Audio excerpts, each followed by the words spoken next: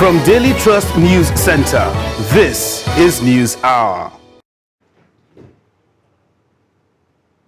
Tonight on News Hour, bandits abduct 5 students of the College of Health Science and Technology, Taife's Zamfara State. Preliminary report on Abuja-Kaduna train attack reveals collaboration between bandits and dislodged Boko Haram terrorists. 26 persons confirmed dead, others missing following boat mishap in Sokoto State. Away from Nigeria, death toll from South Africa floods reached 259. Experts predict more destruction across KwaZulu-Natal province. Hello and welcome to News Hour on Trust TV. I'm Darshan Husseina Usman. The news in detail. Bandits have invaded a residential area in Safi town and abducted 5 students of the College of Health, Science and Technology, Safi Zamfara State. One of the students is reported to have escaped from the abductors. Provost of the college, Yusuf Idris, who confirmed the incident, which happened on Wednesday, said the incident occurred outside the school premises. He said the abductors have contacted one of the victim's mother, threatening to marry her if ransom is not paid. The report. According to the provost, 5 female students who stay off campus were abducted by suspected terrorists who invaded their residence in Safi town, adding that one of the students later escaped and is currently in hospital receiving medical attention. The provost said that 4 of the college students are in the hands of the suspected terrorists. He debunked reports that the college was attacked by the suspected terrorists, emphasizing that the abduction of the affected students occurred outside the college premises. The school did not receive any attack, no attempt. Even this one is a personally rented house in the town. God so kind that we made some release of a paper demarcating certain areas, highlighting certain areas that students should not stay, should not live. Even if they live there, they should vacate. And these are outskirts of the town in which this house is among. The student who escaped the abduction and others who reside in the area where the abduction took place told Trust TV their accounts of the incident. Last night around 2 o'clock in the night, we were sleeping, then we had some people hitting our door. Then after we had them hitting our door, they now opened the door and entered because the house have 2 doors. They entered the first gate and now started hitting the door that will lead them inside the house.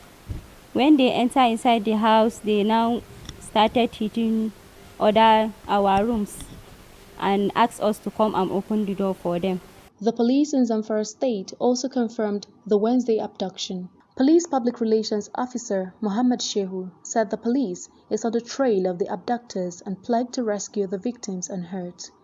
Safi local government area of Zamfara State has been witnessing a series of attacks by suspected terrorists in recent times. This led to the closure of National Youth Service Corps orientation camp in Safi town. This abduction of the 4 female students of the College of Science and Technology, Safi, is coming in less than 2 weeks when the son of the State Commissioner for Internal Security and Home Affairs was killed by the terrorists in the headquarters of Safi Local Council. Federal government says, contrary to impressions, it is engaging with abductors of victims of the Abuja-Kaduna train attack.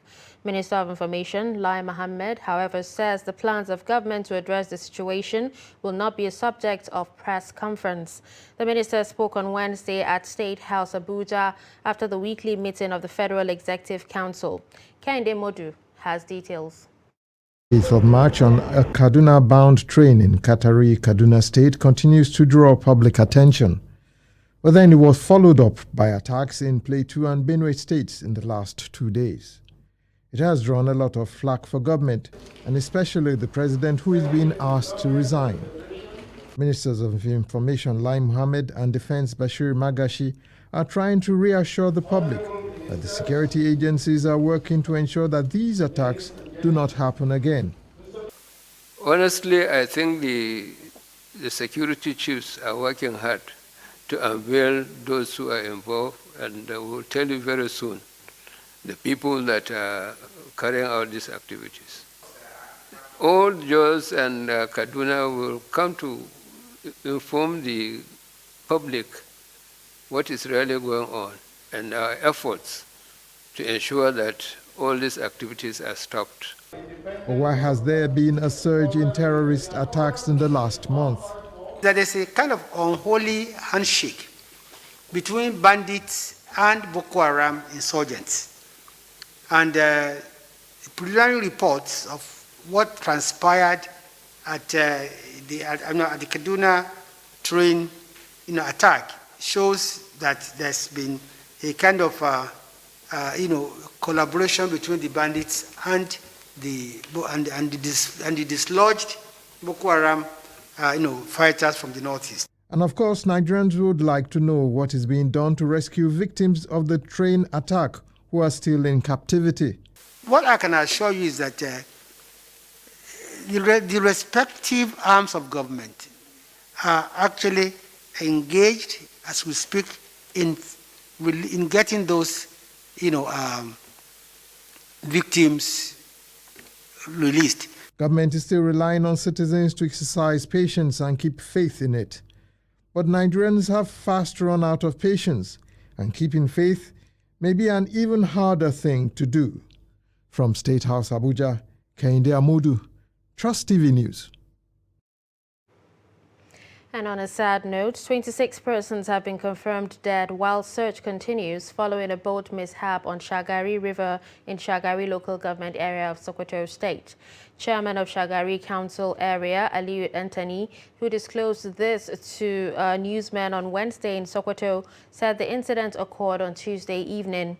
Antony said of the 26 recovered corpses, 21 were women, while 5 were children, adding that a search and rescue mission is ongoing. The council boss, however, said the actual number of passengers on the boat could not be immediately ascertained. According to him, local divers were currently in the river to see how to either recover bodies or rescue survivors. Suspected gunmen on Wednesday killed 4 policemen at Atani police station in Ogbaru local government area of Anambra State. The unknown gunmen who stormed the police station at about 1 a.m. after killing the police officers set part of the station ablaze. The Anambra State Police Public Relations Officer, DSP Tochukwu Ikenga, who confirmed the incident, said the police later dislodged the hoodlums. He said the Commissioner of Police and other police officers at about 1:30 a.m. stormed the place and engaged the hoodlums who fled from the station. As the killings in the country continue unabated, federal lawmakers in the lower chamber says Nigeria is gradually becoming a failed state. They're calling for the resignation of the National Security Advisor due to failure of the nation's security architecture. The call is coming on the heels of a double attack in Plateau and Benue State, where many were killed, scores injured, and many homes destroyed within 2 days. The report. Insecurity and terrorism have been major challenges confronting the Nigerian government in the last few years, as the country has witnessed a series of attacks from bandits, terrorists, and unknown gunmen. However, the recent killings in a village in Wase, Plateau, and that of Goma local government and Tier 2 community in Taka in Benue have elicited grave reactions from federal lawmakers in the Green Chamber following motions brought by Honorable Yusuf Gagdi from Plateau and Bem Nzondu from Benue State. Nigerians are being killed on a daily basis, Mr. Speaker. The 4 angles of Nigeria, nowhere is safe. Mr. Speaker, what is beating my imagination more, aside of the killing, is who is responsible. Why must we be chased out of our lands? Benue people are known to farm. As we speak, my people cannot go to farm. Hunger crisis is on the way. What again do we need to do? My governor has always been crying. The legislators from Benue have always been crying. Our senators are crying. Everybody in Benue is crying. Even when we raise an emotion, it's sufficient for the street to act.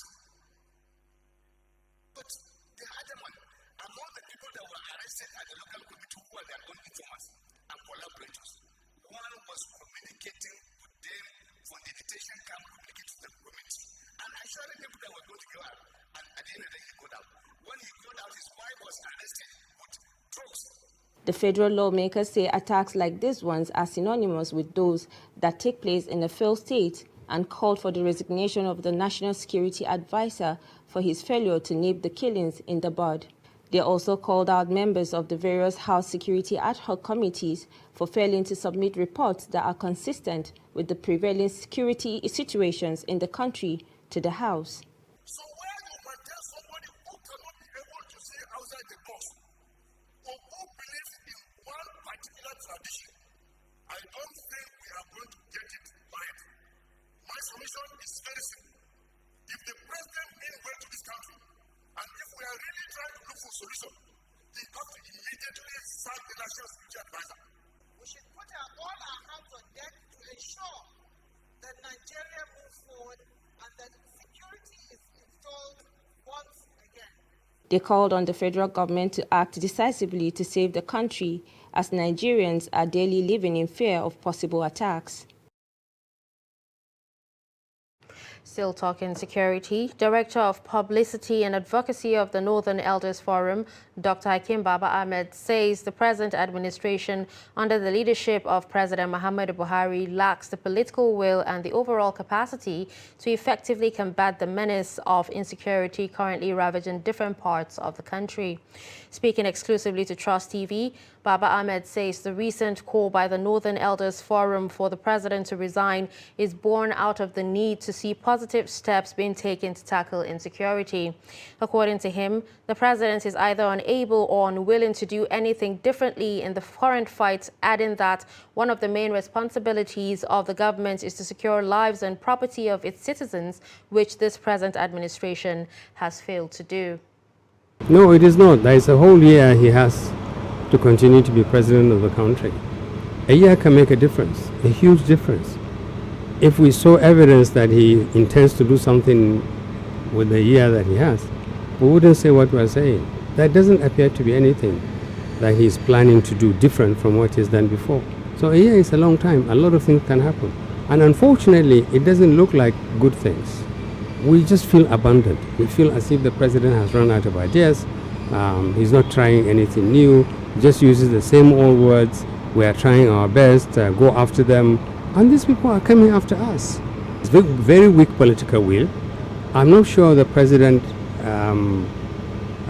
understands that how much power he has and how much he needs to exercise that power behind the title of Commander-in-Chief of Armed Forces and Chief Security Officer of the country. And he tolerates too many things he should not tolerate. He gives instructions he doesn't follow through. We don't know who advises him, but he's too far removed from the circumstances under which citizens live. That's the first one. There's also the issue of competence. A president by now, faced with country facing all these things, you've been president for 4 years, you came back to Nigeria and said, sorry, we haven't done as much as we want to do something else. And it gets worse. Another president will really roll up his sleeves and say, no, listen, I'm not going to leave this legacy. This is not going to be my legacy. I'm not going to leave Nigeria worse than I inherited it. I will do everything. Get the governors involved if we need to tinker with the constitution, if we need to do some structural changes. Various crises in Nigeria are said to have displaced 3.3 million people from their homes. Vice President, ECOWAS Commission Finda Koroma made the assertion during a stakeholders workshop on best practices for stabilization in West Africa. Fatima Arai has more. The ECOWAS Commission, in partnership with development organizations and governments, has embarked on a journey of introducing interventions designed to stabilize conflict-affected areas in West Africa. The Commission will also address the root causes of insecurity and set them on path for sustainable development through recovery and building community resilience. The Vice President, Finda Koroma, said this became necessary following displacement crisis in Burkina Faso, where the militant group's violence originating from Mali displaced 1.2 million people. And in Nigeria, Africa's most populous nation, violent attacks by Boko Haram in the northeastern Nigeria have resulted in the displacement of 2.5 million Nigerians, while kidnappings, extortion, and organized criminal attacks in the northwest Nigeria have displaced an additional 800,000 people. Finde Karoma said ECOWAS, in partnership with the German government, has established ECOWAS Fund for regional stabilization and development in fragile member states to stabilize conflict-affected communities through provision of sustainable economic opportunities and essential services for conflict-affected communities and construction or rehabilitation of key national infrastructure. In Abuja, Fatima Sanusi, RI, Trust TV News. Over 1.8 million printed permanent voter cards are now ready for collection by eligible Nigerians as the Independent National Electoral Commission commences the fourth quarter of the continuous voter registration exercise. Chairman of the Commission, Professor Mahmoud Yakubu, who dropped the figures while unveiling the printed cards at the INEC headquarters Abuja, also stated the need for political parties to adhere strictly to electoral timelines. Trust TV's Shafi'u Suleiman reports. The INEC chairman is given a breakdown of the statistics in terms of the continuous voter registration exercise embarked upon by the Commission. He is also outlining the efforts the Commission has made to clean up the nation's voter database. According to Professor Yakubu, over 78% of those captured during the exercise are young persons. Nearly 45% of the completed registrations nationwide are invalid, rising to as high as 60% or more in some states. This infraction happened in all states of the Federation. No state is immune from it. These invalid registrations will not be included in the register of voters. He says the Commission's effort to arrive at a clean voter database is consistently threatened by the antics of multiple registrants. The shocking information is that these persons access the register through fraudulent means, suspected to be aided by a compromised staff of the Commission. Sadly, it seems that many registrants, either out of ignorance that they do not need to register if they have done so before, or a belief that our systems will not detect this infraction, have gone out to register again. This is despite repeated warnings by the Commission against this illegal action. Professor Yakubu is assuring Nigerians of a robust and transparent electoral process in addition to enhanced deployment of technology. The INEC chairman is, however, tasking political parties in the country to adhere strictly to electoral timelines and processes in line with the new Electoral Act so that they will not engage in an exercise in futility. Shafi'u Suleiman, Trust TV News, Abuja. In politics, 10 governorship aspirants of a party from the riverine extraction in Port Harcourt have agreed to support any of them who will emerge as the party's governorship candidate in the 2023 elections. This, according to them, is to ensure victory for the All Progressives Congress in the 2023 gubernatorial elections in the state. The report. Presenting a communique on behalf of the 10 aspirants, Tolofari George said they all agreed to queue behind whoever emerges victorious at the party's primary later in the year. The progressive aspirants, who agreed that all aspirants should go about their consultations in a manner that is devoid of rancor and acrimony, also agreed to caution their supporters and aides against attacking aspirants from opposing camps. The progressive aspirants called on the party leadership to ensure a level playing field for all aspirants during the primaries to give everyone a sense of belonging, fairness, and equity. The progressive aspirants also agreed to work in unity and support whoever emerges at the party primaries, either by way of consensus or election, as exemplified by the party leadership at the just concluded National Convention. The forum called on all genuine members of the APC in Rivers State to seek reconciliation, forgiveness, and work with the leadership of the party in the state to ensure the party wins the governorship seats and other legislative offices, both at the state and national level, come 2023. A shared vision for the future of Rivers State has been compromised and has also been sacrificed on the altar of partisanship, self-interest, and political expediency. What we have come to do here this morning is simply to make a bold statement that it's morning again in Rivers State. I and all my co-aspirants endorsed this document for the unity of APC, for the progress of the state, Rivers State, and for the development of our great nation, Nigeria. Our position is very clear. We're united in a common goal. Success at the election, no matter which one of us here is chosen. The rest of us have signed and have also spoken to the fact that we are all aligned to support whoever emerges. The spirit and letter is to put the interest of Rivers State and our party first above our own personal considerations. I want to clearly state that I endorse this document. The communique was signed by all the 10 candidates who have so far indicated their interest to replace Governor Wike at the Brick House come 2023. People's Democratic Party in Katsina State is challenging in entirety local government election results announced on Tuesday by the Katsina State Independent Electoral Commission. The state leadership of the PDP insists that it has evidence that elections were not conducted in over 10 local governments. Abdullahi Yamadi reports. It has become the norm in Nigeria for parties which lose elections to reject results. The PDP is following a well-traveled path. It is alleging that election materials were carted away on Sunday night by some persons at some local government headquarters. During this unconstitutional announcement of results of the elections, there was no single member of the PDP as a major opposition party in the state and members of the other political parties that participated in the election as agents. There is no result sheet or declaration sheet in which a member of any party signed. Of course, some anomalies should raise eyebrows.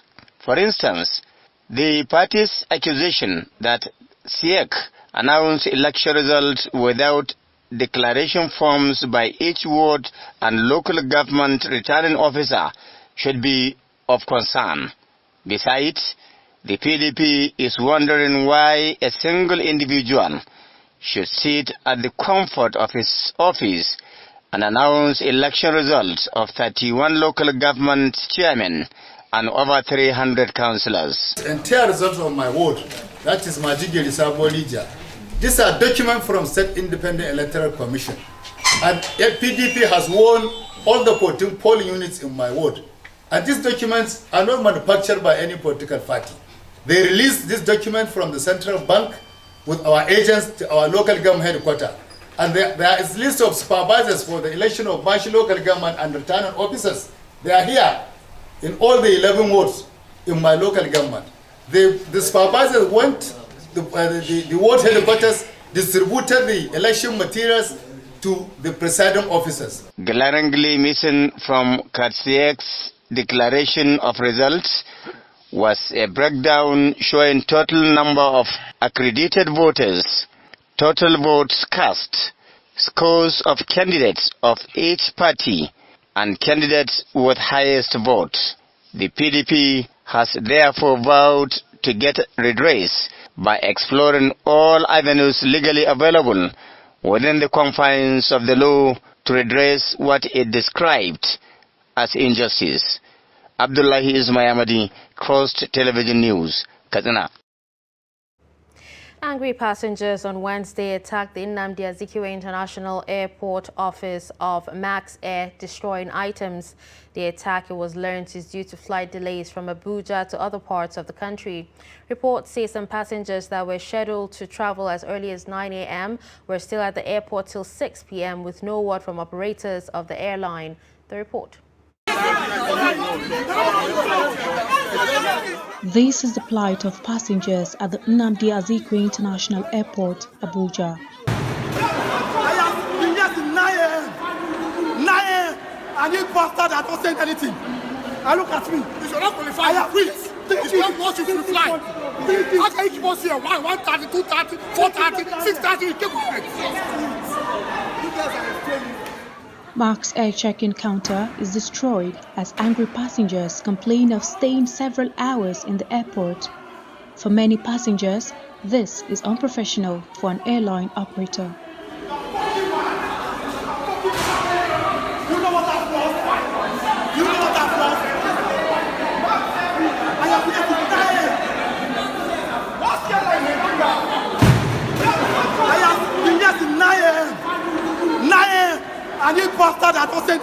As at the time of this report, none of the MAX Air operatives was on ground to answer the plight of these passengers. Trust TV's Aaron at Sahel is at the Abuja International Airport and gives us an update. I'm right here at the Nnamdi Azikiwe International Airport, Abuja. The situation here is serious as passengers traveling destroy MAX Air check-in stand in the airport, complaining bitterly how their flight had been delayed for several hours. According to some passengers, they have waited patiently for hours only to be called for what they describe as a light refreshment, which triggered the destruction of the MAX Air check-in counter. You're watching News Hour on Trust TV. Coming up after the break. How Kano State government struggle to enforce ban on street begging. Do stay.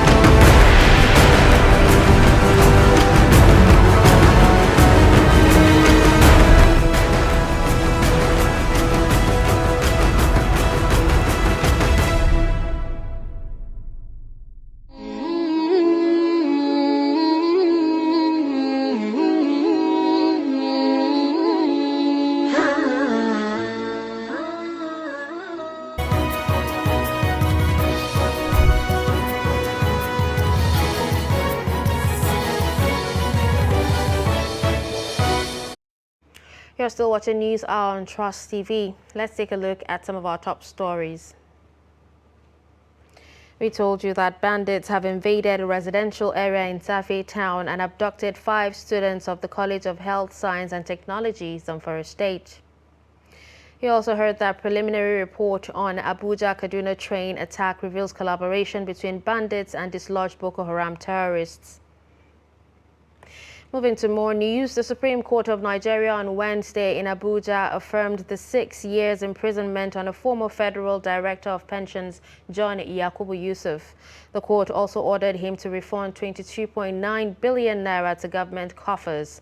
The amount is part of the police pension fund he admitted before High Court of the Federal Capital Territory to have been misappropriated. Justice Tijani Abubakar, in a judgment in an appeal filed by Yusuf, upheld the decision of the Court of Appeal, which in 2018 sent him to 6 years imprisonment in addition to the refund of the huge sum. Justice Abubakar said that the appeal of the former Federal Pension Director seeking to set aside the 6 years jail term against him was frivolous, vexatious, and devoid of merit. President Muhammadu Buhari has sworn in commissioners of the National Population Commission and the Independent Corrupt Practices and Other Related Offences Commission. The swearing-in took place shortly before the commencement of the weekly Federal Executive Council meeting at the State House in Abuja on Wednesday. The commissioners who were confirmed by Senate last month are Chief Benedict Ukpong Efyong, Akwa Ibom, Gloria Fateyi Izomfo, Bayelsa, Kupchi Patricia Ori Iyanya, Benue, Haliru Bala Kebi, and Eitaya Oyekunle Oyetunji Oyo for the National Population Commission. Those for the Independent Corrupt Practices and Other Related Offences Commission are Assistant Inspector General of Police Olugbenga Adeonju, retired, Ekiti State, Senator Anthony Agbo Ebonyi, and Otelafu Ode, Cross River, Goni Ali Gujba Yobe, and Dr. Louis Solomon Mandama Adamawa. To put in my very best to ensure what is expected of ICPC as a body is being attended to with dispatch, with integrity and sincerity, because all that I'm going to do will take into cognizance the oath of office I took before Mr. President. That I will have to abide by it. Fighting corruption in this country is a very big challenging task. But I want to assure the President and all other stakeholders we are going to be on the same page with my colleagues in the ICPC. And I want to assure the good Nigerians that we are going to add value in the fight against corruption. We have served the first term out successfully and in integrity and excellence, so we can't afford to do anything less. We commit to total excellence, loyalty, and dedication. Census is around the corner, I'm sure you know that. And if you have listened to my chairman and you have been following the population series, you would understand that we are in for a new and better deal with census in this country. Well, we swing into action. They've been part of the whole preparation, at least before the expiration of the tenure. Now that they are back, we will swing into full action. Every state is represented, and we'll make sure we continue the exercise for the census, and by the grace of God, we'll get a great census for Nigeria. I like to just assure Nigerians, because I know that a lot of people are worried and apprehensive whether we can do the census. I'd like to assure Nigerians that the National Population Commission is very much ready to do the census. Despite the recent ban on street begging by the Kano State government, authorities are still finding it tough to effect total compliance. In this special feature, Trust TV's Idris Jibrin reports that thousands of beggars are still roaming the streets of Kano metropolis. The report. Across many parts of Kano metropolis are women, children, elderly, and the physically challenged. Their aim is to either beg for food or money to buy some. Begging, otherwise known as bara or maula, is a common practice to appeal for help from people and households around neighborhoods, on the streets, popular junctions, and motor parks. Some of these street beggars have no options. Since they do not have even what to eat, they don't have choice rather than to beg on the street so that at least they can get food to eat. But others, there is nothing more than greed. It's just greediness that is pushing them. In Kano, like many other parts of the country, the initial focus is not to raise money, but to gain enough food or resources needed for immediate sustenance. Today, street begging has become a professional business, and stopping it is increasingly becoming difficult. On several occasions, I have arrested pregnant women I have arrested some with even HIV/AIDS. Therefore, with this kind of situation, government had to make a stand. We had to make a policy by which all this almajiri on the street will be evacuated. Although Kano state government has recently banned street begging, but the number of street beggars, most of whom are women and children, seems to be increasing despite measures said to have been put in place. Kano state government has made adequate arrangement for long concerning these street beggars, especially the physically challenged. We have made arrangement, those of them who have a certificate and were fortunate enough to go to school, they should take their certificate to their local government chairman and job will be provided for them. Kano state government had made this announcement repeatedly and it still stands, and we are working on it, and anybody who provides such document will be provided with a job. Unless government policies are properly implemented, poverty is reduced to the barest minimum, as well as high rate of rural to urban migration is controlled, street begging may be far from over. Idris Jubrin, Trust TV News, Kano. 6 young women suspected to be involved in prostitution have been arrested by the Nigerian Security and Civil Defense Corps Gombe State Command.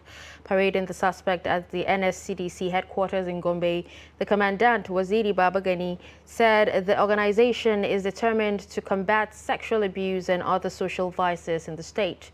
The report. The suspected young prostitutes, who are between the ages of 18 and 25, were from the northeastern and north-central parts of the country. The NSCDC said the women, who are in the command's custody, were allegedly lured into sexual activities for money in a hotel at midnight within Gombe metropolis. Gombe people, they have a very tax to play because they can't just sit down and see these things happening. It's a calamity to the society.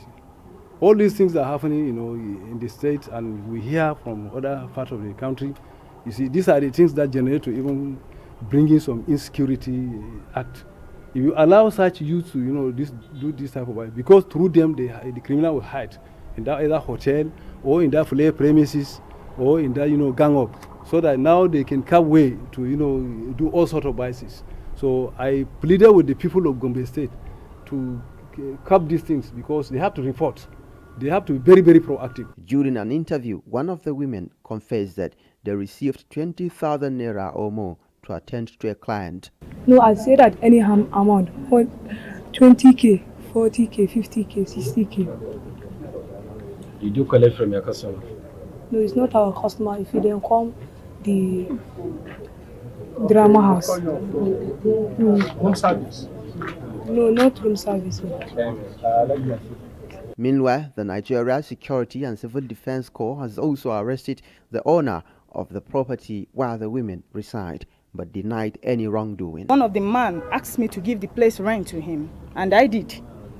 I don't see any offense on it because Gidan Wasa is more than 3 in that street. Why my own will be a different case? Why did they invite me here to disgrace me for no cause and no reasons? Did I do anything wrong to give him a land a rent? Did I know what they're doing? They are dancing, they are doing entertainment. I don't know what they are doing, whether there is any other crime they are committing there, except entertainment. The NSCDC also said it has identified 7 different buildings within Gombe metropolis where sexual atrocities are being committed and will not relent in their effort to rid the state from such social vices. Although there is no evidence to prove that these alleged prostitutes were trafficked, human rights violations cannot be ruled out in this case. From Gombe, Ibrahim Ismail reporting for Trust TV. National Drug Law Enforcement Agency has revealed that 677 drug traffickers have been jailed and 3,359 arrested between January to March 2022.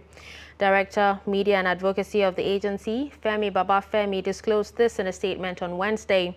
According to the statement, Lagos has the highest figure for drug seizures with 22,192 kilograms of illicit substances, followed by the Murtala Mohammed International Airport Command Ikeja, also in Lagos, with 8,979 kilograms of drugs.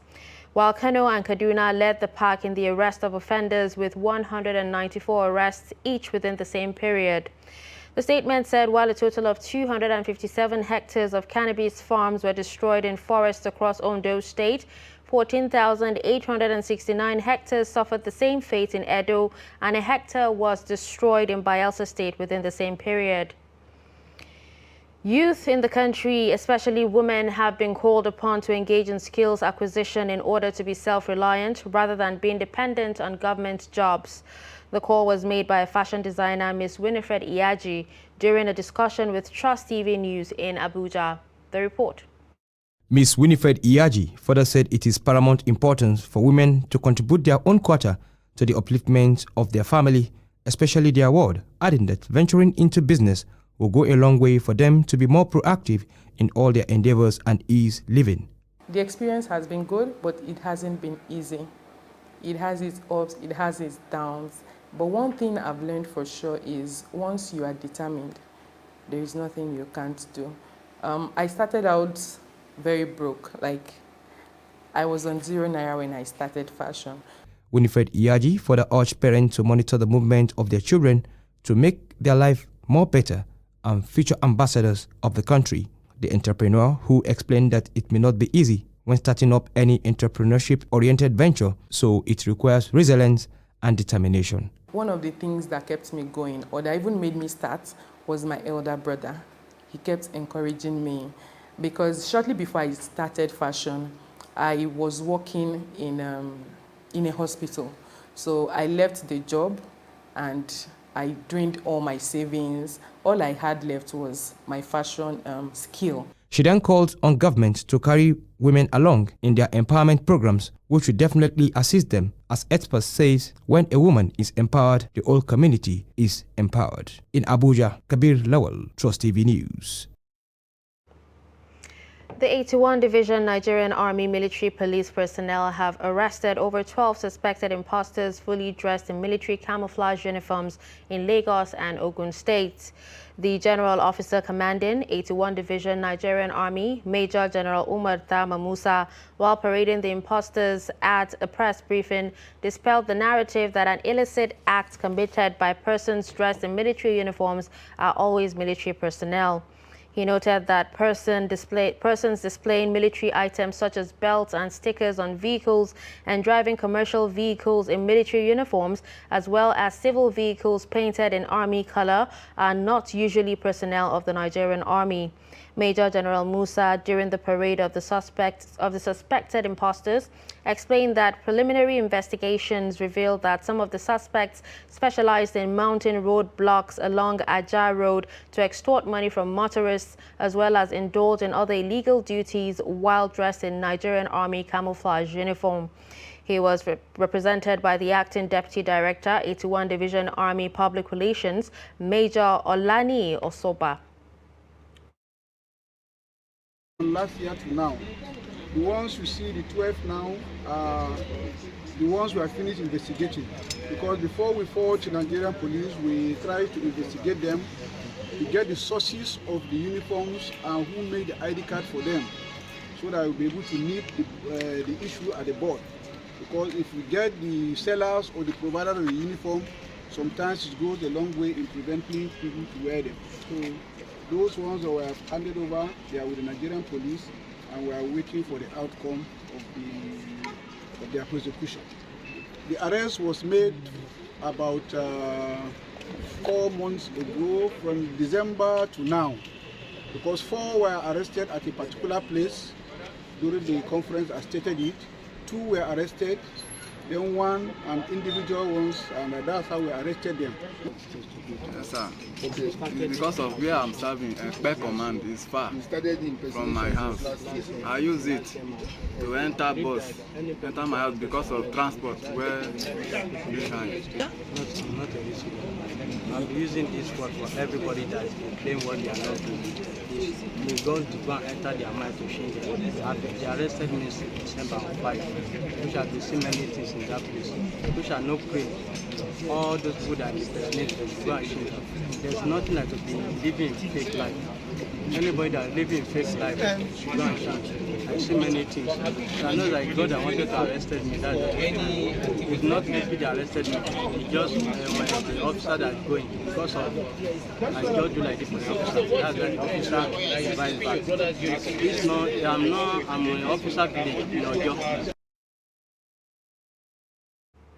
You're still watching News Hour on Trust TV. More stories after the break.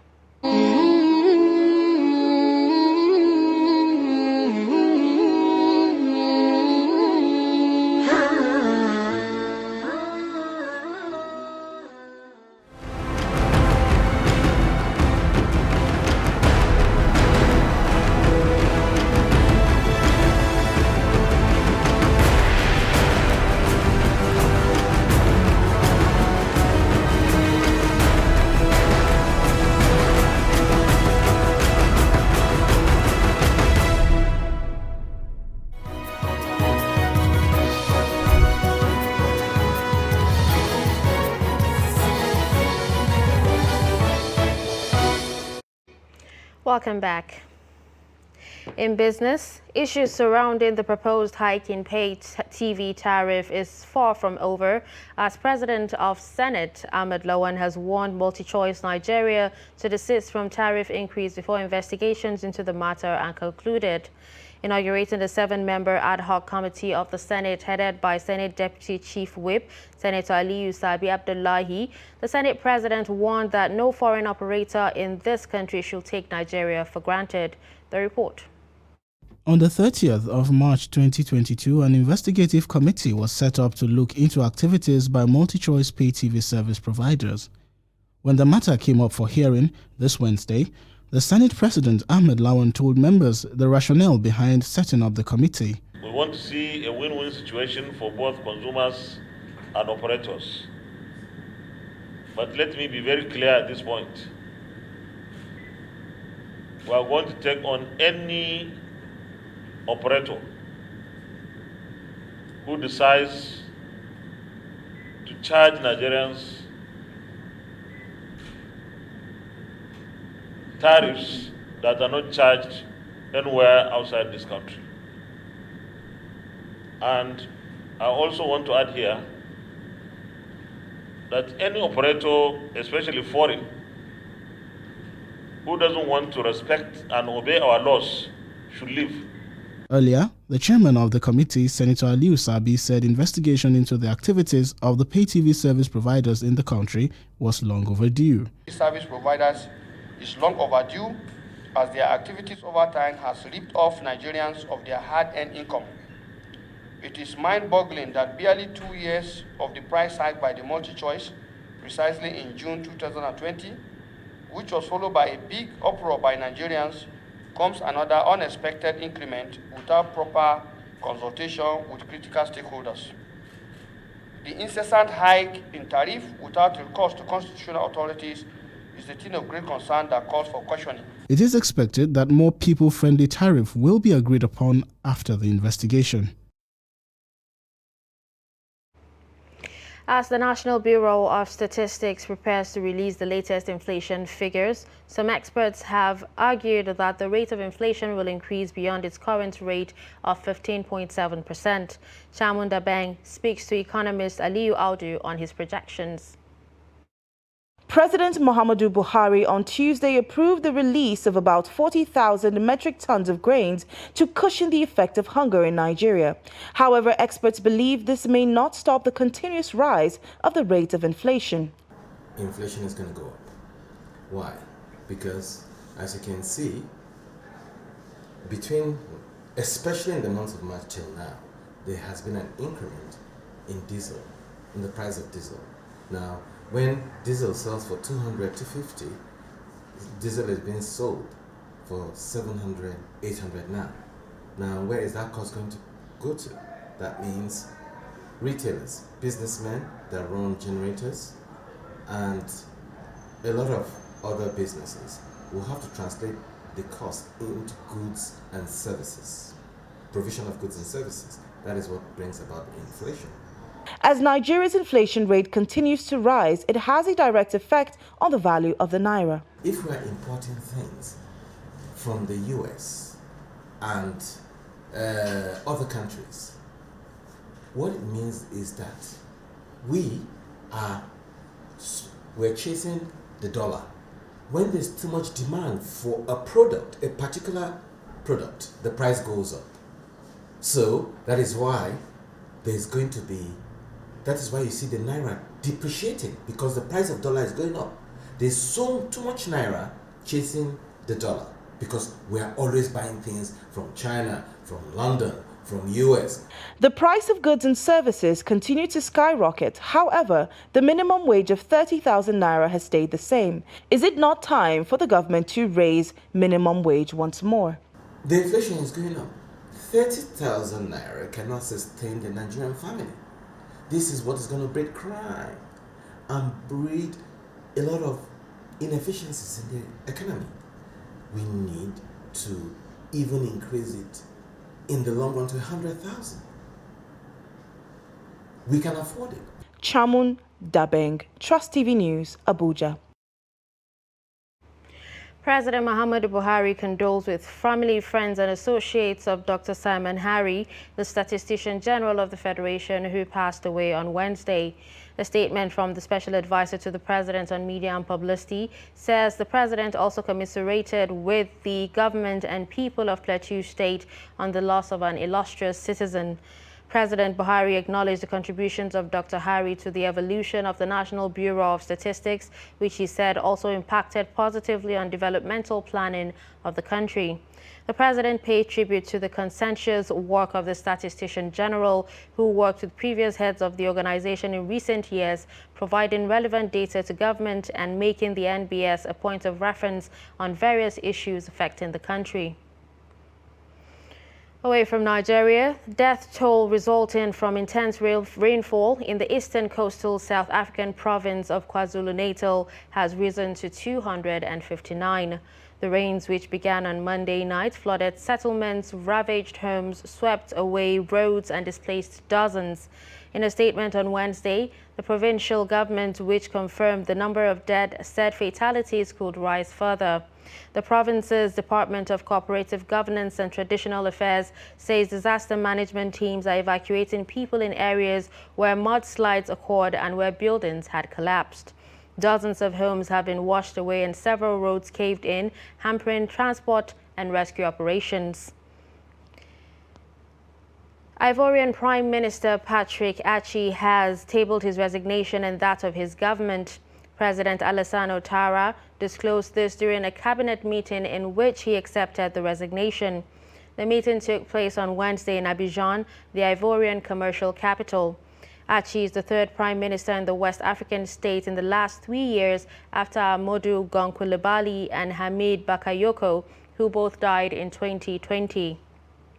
We'll now join Adeni Ajishafe for sports news.